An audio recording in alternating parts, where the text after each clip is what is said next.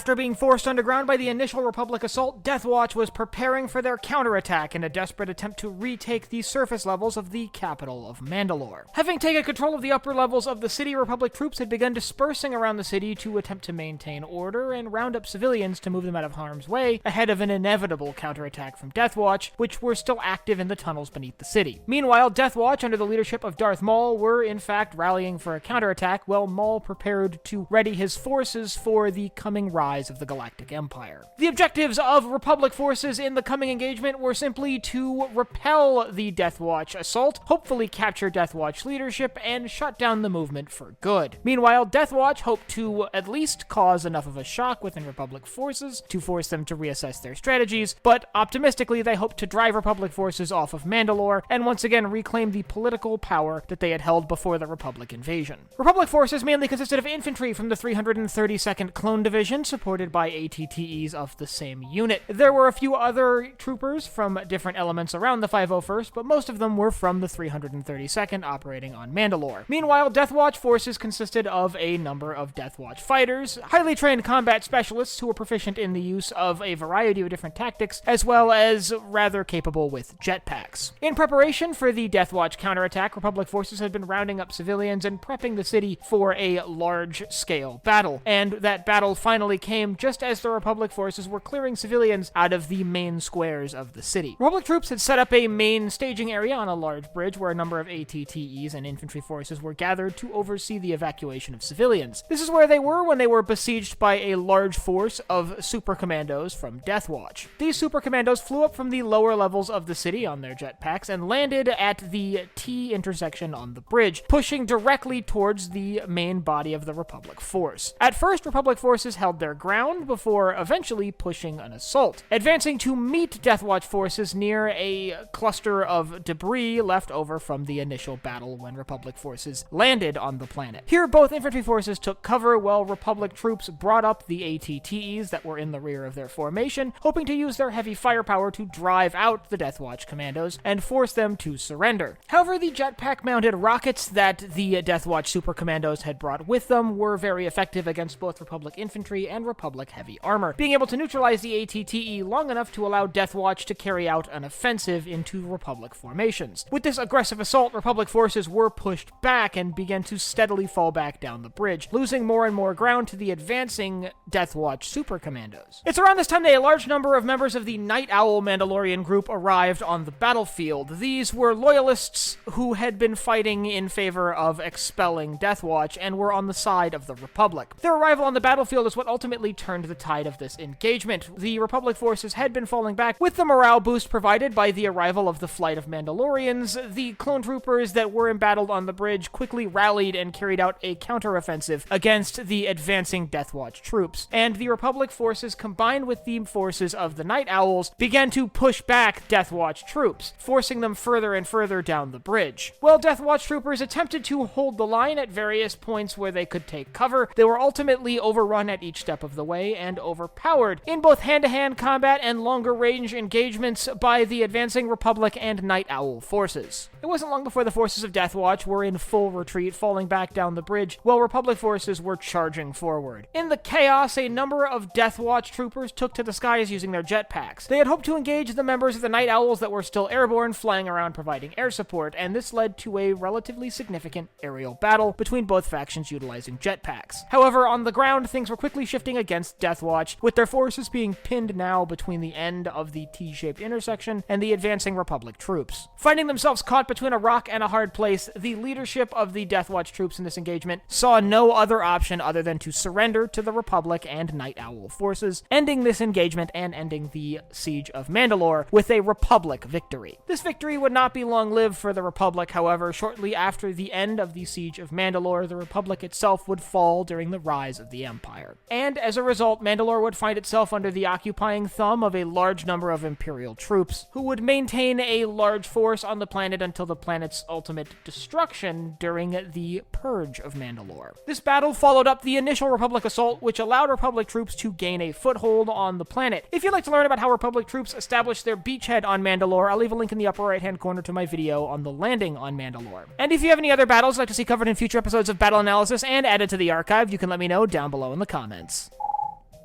Last but not least, if you enjoyed this video, head down below, hit the like button, the subscribe button, and the bell icon so you get notified when I upload new videos. So for Sci-Fi Deep Dive, I'm Colin, and I will see you next time.